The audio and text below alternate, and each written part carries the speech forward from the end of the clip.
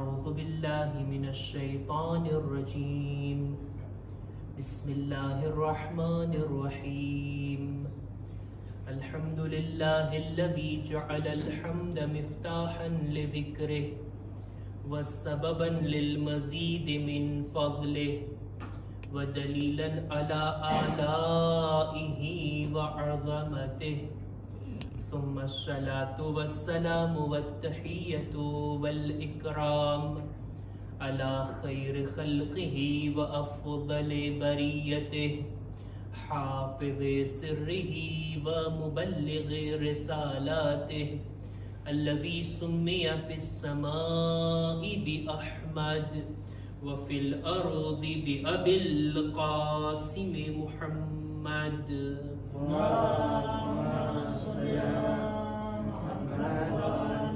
وعلى أهل بيته الطيبين الطاهرين المعصومين المظلومين ولعنة الله على أعدائهم أجمعين أما بعد فقد قال الله سبحانه وتعالى في كتابه الكريم بسم الله الرحمن الرحيم لا أقسم بيوم القيامة صلوات پر محمد وآل محمد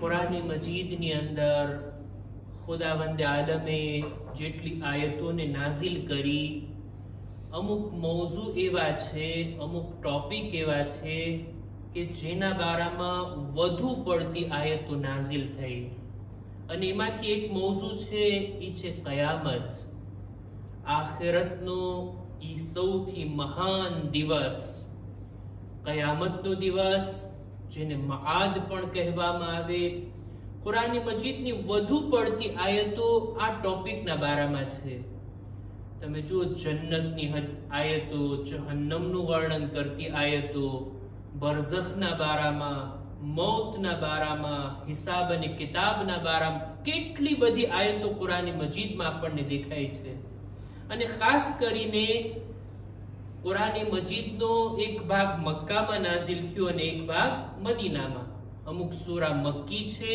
અમુક સૂરા મદની છે મક્કામાં નાઝિલ થયેલી આયતોનો જે આપણે ભાવાર્થ જોઈએ તો વધુ પડતી આયતો કયામતના અકીદાના બારામાં છે અને ખુદ કુરાનની આયતોથી જ આપણને જાણકારી મળે છે કે બધા નબીઓ જે એક ચીજ તરફ બોલાવતા ઈ છે કયામત કયામતના દિવસના અકીદા તરફ તમામ નબીઓએ લોકોને દાવત આપી લોકોને બોલાવે છે કે એ લોકો આ દિવસ ઉપર ઈમાન લાવો આ દિવસ ઉપર તમારો અકીદો રાખો કુરાન મજીદમાં આખો એક સૂરો છે જેનું નામ છે સૂરે કયામત 75મા નંબરનો આ સૂરો બહુ મોટો સૂરો પણ નથી અમુક આયતો છે એની આ સૂરાના બારામાં રસૂલ ખુદા સલ્લલ્લાહુ અલૈહિ વસલ્લમ ફરમાવે છે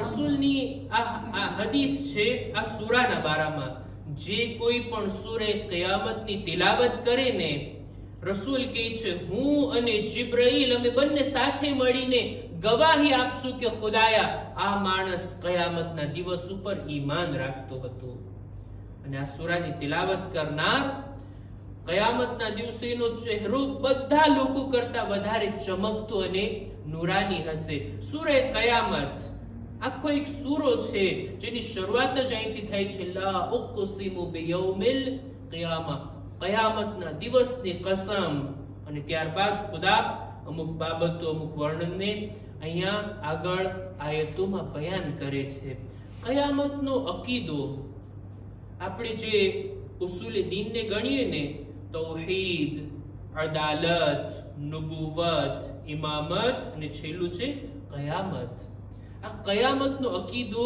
એટલો મહત્વનો છે કે જે અકીદો કોઈના દિલમાં હોય તો પછી દુનિયા તરફ એની નજર એક અલગ હશે થોડુંક ટૂંકમાં વર્ણન કરવા માંગુ છું. તવજ્જોથી આપ લોકો સાંભળો છો અને વાતને આગળ વધારીશ, પણ વધારે લંબાવીશ નહીં. જે ઇન્સાનના દિલમાં કયામતનો અકીદો હોય અને કોઈ ઇન્સાન કે જેના દિલમાં કયામત વિશે ઈમાન ના હોય, બેયની જિંદગી બરાબર નથી હોતી. કયામત ઉપર ઈમાન રાખનાર અને કયામતને ન માનનાર, આ બંનેની જિંદગીમાં એક તફાવત, એક ફરક આપણને જોવા મળે છે, અને તે આ કે જે કયામતને નથી માનતો ને, જે કયામત ઉપર ઈમાન જ નથી રાખતો, એના માટે મોત એટલે આ જિંદગી તમામ થઈ. મોત એટલે આ દુનિયા ખતમ થઈ. પણ જે કયામત ઉપર ઈમાન રાખતો હોય ને, એના માટે મોત જિંદગી પૂરી થવાનું નામ નથી, બલકે એક નવી જિંદગીની શરૂઆત છે. એ માને છે કે આ અમુક વર્ષો દુનિયામાં પસાર કરી, આ એક જિંદગી પૂરી થઈ, નવી જિંદગી આપણી એક શરૂ થઈ. આ કયામત ઉપર અકીદો રાખતો હોય ને એની નજરમાં, કયામત ઉપર કોઈ ઈમાન રાખતું હોય, કયામત ઉપર ઈમાન ધરાવતું હોય, એ દુનિયાને એક અલગ નજરથી જોશે. અને જે કયામતને નથી માનતો, એની નજર દુનિયા માટે કંઈક બીજી હશે. જે માણસ કયામતને માનતો હોય ને, એના માટે આ દુનિયા એક ખેતી સમાન છે. અહીંયા ઉગાડવાનું છે, ત્યાં એના ફળ મેળવવાના છે. અહીંયા સારા કામો કરવાના છે, ત્યાં એનો બદલો, એનું ઇનામ બાદમાં મેળવવાનું છે. બુરા કામ, એનો નતીજો બાદમાં મળવાનો છે. પણ જે કયામતને નથી માનતો, એના માટે તો દુનિયા મોજ મજાની જગ્યા. ખાઓ, પીઓ, આરામ કરો, જેમ કરવું એમ તેમ કરો, કાંઈ આના પછી છે જ નહીં. એની નિયત, એની નજર દુનિયા તરફ આ રીતના હશે. જે માણસ કયામતને માનતો હોય ને, એ માણસ પોતે પોતાને જવાબદાર અને રેસ્પોન્સિબલ ગણશે. જે માણસ એમ અકીદો રાખતું હોય કે દુનિયામાં હું જે કંઈ કામ કરું છું, એને કોઈ જોઈ રહ્યું છે, એને કોઈ નોટ કરી રહ્યું છે, એક દિવસ મારે એનો હિસાબ દેવાનો છે, એક દિવસ મને એનો બદલો મળવાનો છે. સારા કામ તો ઇનામ અને બુરા કામ તો સજા. આ રીતનો અકીદો રાખતો હોય, આ રીતનું માનતો હોય, હવે એ દુનિયામાં એમને નહીં આગળ વધે, ડગલે ને પગલે ધ્યાન રાખીને આગળ વધશે. પણ કોઈ કયામતને માનતો જ ના હોય, ઈમાન જ ના રાખતું હોય, એના માટે પછી ન તો કઈ હલાલ છે, ન તો હરામ છે, ના હિસાબ છે, ના કિતાબ છે, એ કઈ ગણતો જ નથી, કઈ માનતો જ નથી. એનો વ્યવહાર દુનિયામાં કેવો હશે? એટલે જ કયામત ઉપર અકીદો ઇન્સાનને જવાબદાર, મસઉલ અને રિસ્પોન્સિબલ બનાવે છે. તમે જો દુનિયાની અંદર હૈવાની જિંદગી, હૈવાન લોકો, એ લોકો રિસ્પોન્સિબલ નથી, એ લોકો જવાબદાર નથી, એનાથી કઈ પૂછાણ નહીં થાય. ઇન્સાન પણ જો કયામત ઉપર ઈમાન ના રાખે ને, એની જિંદગી પણ હૈવાન જેવી થઈ જશે, કઈ ફરક નથી રહેવાનો. અત્યારે તમે રસ્તા ઉપર પક્ષીઓને, ઉઆઝોને તમે દાણા નાખો જોઈ, બધા પક્ષીઓ આવી પડશે, કબૂતર આવશે, ચકલી આવશે, બધા. એમાં કોઈ એમ સમજશે કે જેને એક ફેરે લઈ લીધો બીજી વાર ના આવે? બધા લાઈનમાં ઉભા રહે, એક એક પછી એક એક દાણો લે. કોઈ પણ એકબીજાનો ખ્યાલ રાખશે કે ભાઈ પહેલા તમે લઈ લો પછી હું લઈશ? ના, એ લોકો તો બસ દાણા જુએ એટલે ખાવાની વાત હોય, તૂટી પડવાની વાત હોય. હલાલ છે, હરામ છે, કોઈનો હક છે કે નહીં, કોઈને આગળ આવવા દેવા છે કે કાંઈ જોવાનું જ નથી.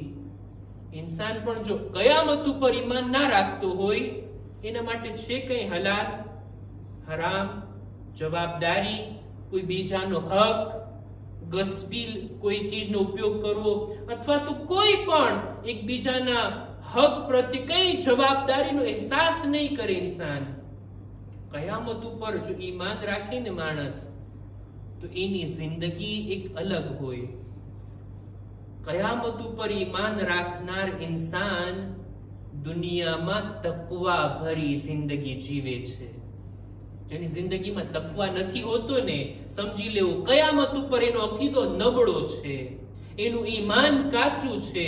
કયામત ઉપર કોઈ વિશ્વાસ રાખતું હોય અને બની શકે એ તકવાના રસ્તાને ના અપનાવે, તકવાનો ખ્યાલ ના રાખે, પોતાના આમાલમાં, પોતાના વર્તાવમાં, પોતાની જિંદગીના કામોમાં હંમેશા કયામતને જો ધ્યાનમાં રાખે ને, તો પછી એની જિંદગીમાં બુરા કામોની એન્ટ્રી નહીં થાય. બુરા કામો એની જિંદગીમાં નહીં આવે. ઇન્સાન સમજશે જો હું સારા કામ કરીશ, આ એનું બીજ ઉગાડું છું, એનું ફળ મને પછી મળવાનું છે. બુરા કામ કરીશ, એનો બદલો, એની સજા જહન્નમના અઝાબ રૂપે મને મળવાની છે. દુનિયાની અંદર સારા કામો કરી આખિરતને આબાદ કરવાની છે. બુરા કામોથી બચીને સારા કામો કરીને દુનિયાને આબાદ, આખિરતને આબાદ કરવાની છે. અને જો બુરા કામમાં ફસાણા તો પછી આપણું ઠેકાણું જહન્નમ છે. આ વાત કોણ ઇન્સાનને સમજાવશે? આ તકવાનો રસ્તો કોણ દેખાડશે? એ છે કયામત ઉપર ઈમાન, કયામતનો અકીદો. અમીરુલ મુમિનીન હઝરત અલી ઇબ્ન અબી તાલિબ અલૈહિસ્સલામ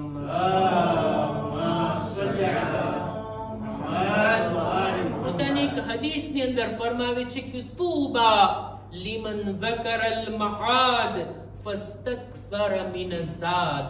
ખુશનસીબ છે એ ઇન્સાન કે જે કયામતને યાદ કરતો હોય. મારી જિંદગીમાં હું કયામતને કેટલી યાદ કરું છું? યાદ આવે છે મને એ દિવસ કે એક દિવસ ખુદાના હુઝુરમાં ઊભા રહેવાનું છે અને અમુક દિવસોનો, અમુક કલાકોનો, અમુક વર્ષોનો નહીં, આખી જિંદગીનો હિસાબ ખુદાની બારગાહમાં આપવાનો છે. આ દિવસને યાદ કરે કોઈ, ઇમામ કહે છે જેના દિલમાં આ દિવસની યાદ હોય ને ખુશનસીબ છે. અને ન ફકત યાદ કરે, ફસ્તકસરા મિન ઝાદ, આ દિવસમાં કામ આવનાર ભાથાને પણ પોતાની પાસે વધારે મેળવે, વધારે હાસિલ કરે. અને કયામતમાં કઈ ચીજ કામ આવશે? કઈ ચીજ કામ આવશે? ફકત અને ફકત તકવા. આખિરતનું ભાથું છે ફકત અને ફકત તકવા. ઇન્સાન ગુનાહથી બચ્યું હોય, વાજિબાતને અંજામ આપ્યા હોય, આ હાલતને લઈને જાય તો ઈ જ કામ આવશે, બસ બીજું કઈ કામ નથી આવતું. આ હદીસ તો આપણે બધા સાંભળ્યા છીએ ને. મૌલા અલી જંગમાંથી પાછા ફરી રહ્યા હતા, કૂફાની બહાર કબ્રસ્તાનને જોઈ મૌલા અલી પોતાનો રૂખ મુર્દાઓની કબરોની સામે જોઈને કહે છે, એ લોકો કે જેઓ એકલા ઘરમાં રહે છે, અંધારી જગ્યામાં રહે છે, માટીના અંદર રહે છે, તમારા લોકો માટે અમારી પાસે દુનિયાની ખબર છે. તમારો માલ તકસીમ થઈ ગયો, તમારું ઘર હવે એમાં બીજા લોકો રહે છે. અને ત્યારબાદ ઇમામ કહે છે, અમારી પાસે દુનિયાના આ સમાચાર છે, તમે બતાવો જોઈએ આખિરતના તમારી પાસે શું સમાચાર?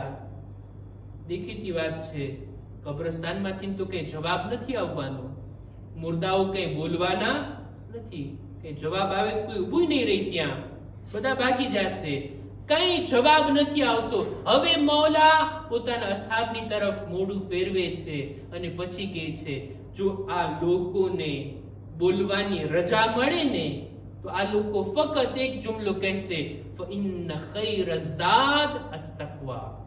કયામતના માટે બહેતરીન ભાથું કોઈ હોય તો ઈ છે તકવા. કયામતના માટે ભાથું તૈયાર કરવું, આ કયામત ઉપર અકીદો રાખવા વાળાની જવાબદારી છે. બસ અઝીઝો, વાતને અહીંયા જ અટકાવો. કયામત ઉપર અકીદો ઇન્સાનની જિંદગીને એક નવો અર્થ, એક નવો માના આપે છે. અને દેખીતો તફાવત છે એ માણસમાં કે જેના દિલમાં કયામતનો અકીદો હોય અને જેના દિલમાં કયામત ઉપર ઈમાન ના હોય. આ જિંદગી તકવા ઉપર ચાલે જો ઇન્સાનના દિલમાં કયામત ઉપર ઈમાન હોય. આજની તારીખ આપણે જે મનાવવા માટે જમા થયા છીએ, 15મી માહે શવ્વાલ હિજરી સન 3 માં જંગે ઉહુદ થઈ, ઇસ્લામની આ બીજી મોટી જંગ કે જેની અંદર 70 મુસલમાનો શહીદ થયા. એમાંથી એક હસ્તી કે જેનો લકબ હતો સૈયદુશ શુહદા, બધા શહીદોના સરદાર, ઈ છે જનાબે હમઝા સૈયદુશ શુહદા. જનાબે હમઝા એમની દુઃખ દર્દ ભરી શહાદત આ જંગની અંદર વાકી થઈ. જંગે ઉહદ કે જે જીતેલી જંગ હતી, કામયાબ થયેલી જંગ હતી, બહુ ઓછું નુકસાન થયું હતું, પણ અમુક લોકોની ગફલતના કારણે ફરી પાછો હમલો થયો અને કેટલા શહીદ થયા. અને આની અંદર રસૂલે ખુદા પણ જખ્મી થયા, એમના મુબારક દાંત પણ આ જંગમાં શહીદ થાય છે. અને રસૂલે ખુદાના કત્લ હોવાની અફવા શૈતાન ફેલાવે છે ને મુસલમાનો ભાગવા લાગ્યા. અમુક લોકો હતા કે જો મેદાનમાં બાકી રહ્યા, રસૂલની જાનની હિફાજત કરતા રહ્યા. એમાં અમીરુલ મુમિનીનની શુજાઅત, એમની બહાદુરી અને એમની જંગની અદા આ જંગને ફરી પાછી કામયાબ કરી. 90 જખ્મ લાગ્યા છે અમીરુલ મુમિનીનના બદન ઉપર આ જંગે ઉહદમાં. અને સૌથી કરુણ શહાદત કોઈની હોય તો એ જનાબે હમઝાની હતી. એમનો પીછો કરવામાં આવ્યો, એમની પાછળ દુશ્મન લાગેલા હતા. ખાસ કરીને અબુ સુફિયાનની ઝૌજા મુઆવિયાની માં હિન્દ પોતાના ગુલામને તૈયાર કરે છે ને કહે છે કે આ 3 હસ્તીઓને તારે કત્લ કરવાના છે. એક છે રસૂલે ખુદા, બીજા અમીરુલ મુમિનીન અને ત્રીજા આ હમઝા. ત્યારે આ દુશ્મન આ ગુલામ કહે છે મારી અંદર તાકાત નથી, હું રસૂલે ખુદાને શહીદ કરી શકું. મૌલા અલીના મુકાબલામાં કોણ જઈ શકે, એની પણ તાકાત નથી, હું જનાબે હમઝાનો પીછો કરીશ. જનાબે હમઝા જંગના મેદાનમાં હતા. ગુલામ પાછળથી છુપાઈને જનાબે હમઝા ઉપર નેઝાથી હુમલો કરે છે અને જનાબે હમઝાને શહીદ કરવામાં આવ્યા. એવી દુઃખ દર્દ ભરી શહાદત હતી કે ખરેખર બયાન કરવું પણ મુશ્કેલ. શહાદત બાદ એમના બદનના અંગોને પણ કાપવામાં આવ્યા. દુઃખ અને દર્દની વાત તો એ હતી કે એમના સીનાને ચીરવામાં આવ્યો, એમના કલેજાને કાઢવામાં આવ્યો અને દુશ્મન આ મલઉના પોતાના મોઢામાં એમનો જીગર લે છે. આટલી બધી દુઃખ દર્દ ભરી શહાદત હતી જનાબે હમઝાની. રસૂલે ખુદા જ્યારે એમને ખબર પડી કે જનાબે હમઝાની શહાદત થઈ ગઈ, રસૂલે ખુદા રડે છે, ગિરિયા કરે છે. રસૂલે ખુદાએ જ્યારે જોયું કે શુહદા ઉપર દરેક શહીદના ઘરવાળા આંસુ વહાવે છે, એમનો ગમ મનાવે છે, રસૂલે ખુદાએ ફરમાવ્યું વ અમ્મા હમઝતા ફલા બાકી અલા, મારા ચાચા હમઝા ઉપર રડવા વાળું કોઈ નથી. આ સાંભળવું હતું કે મદીનાની औरतो પોતાના શહીદોના ગમને ભૂલી ગઈ અને જનાબે હમઝાનું માતમ કરવાનું શરૂ કર્યું. જનાબે હમઝા એમના ઉપર ગિરિયા, ખુદ રસૂલે ખુદાએ ફરમાવ્યા અને ખુદ પોતે આવે છે ઉહદના મેદાનમાં. જનાબે હમઝાના સરહાને રસૂલે ખુદા આવ્યા. લાશની હાલતને જોઈને એટલું રડ્યા, એટલું ગિરિયા કર્યા, એ મારા મહેરબાન ચાચા, તમે આ રીતના આટલી મોટી કુરબાની આપ્યા, આવી તમારી શહાદત. રસૂલે ખુદા રડી રહ્યા હતા, ગિરિયા કરી રહ્યા હતા. એટલામાં સમાચાર મળે છે જનાબે હમઝાની બહેન જનાબે સફિયા આવી રહ્યા છે. રસૂલે ખુદા તરત ઊભા થયા, પોતાની અબા જનાબે હમઝાના લાશા પર ઓઢાડી દીધી.